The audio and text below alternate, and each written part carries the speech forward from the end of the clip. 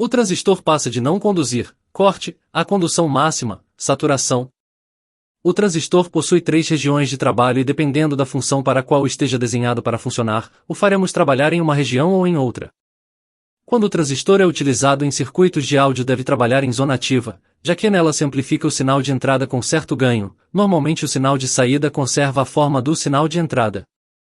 Temos, contudo, outras 2 zonas de trabalho que são denominadas de corte e saturação, nas quais o transistor funciona como um interruptor e que são de grande utilidade, principalmente na eletrônica digital.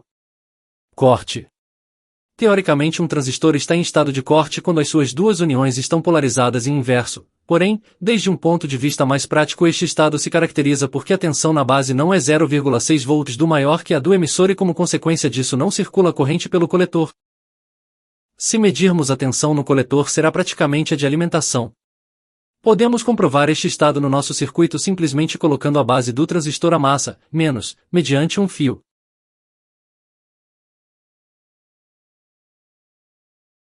Desta forma, por não ter polarizado o transistor, não circulará corrente pelo coletor e como a impedância entre coletor e emissor é muito elevada teremos toda a tensão entre eles e o diodo LED se iluminará perfeitamente.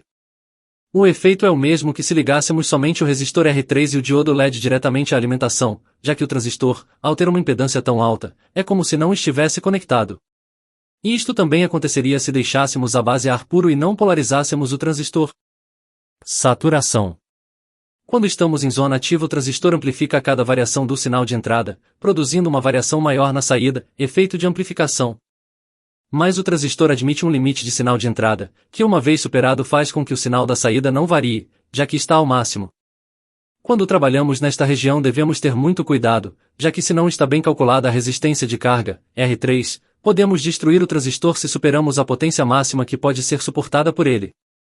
Vamos realizar uma comprovação prática da diferença entre os estados de trabalho do transistor. Para isso trabalharemos primeiro na zona ativa, colocando na base do transistor a resistência R1, de 1 mega.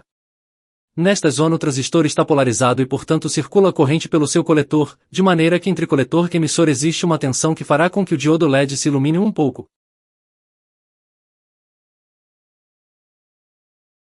Se agora mudamos a resistência da base, pondo R2 com um valor 2K2, teremos o transistor em saturação, já que circulará uma corrente muito elevada pelo seu coletor, de forma que a tensão do coletor emissor será muito baixa, entre 0,2 e 0,6 volts, e assim o diodo LED não se iluminará, já que toda a corrente circulará pelo transistor. Alguns conselhos. É muito importante levar em consideração algumas ideias quando trabalhamos com transistores.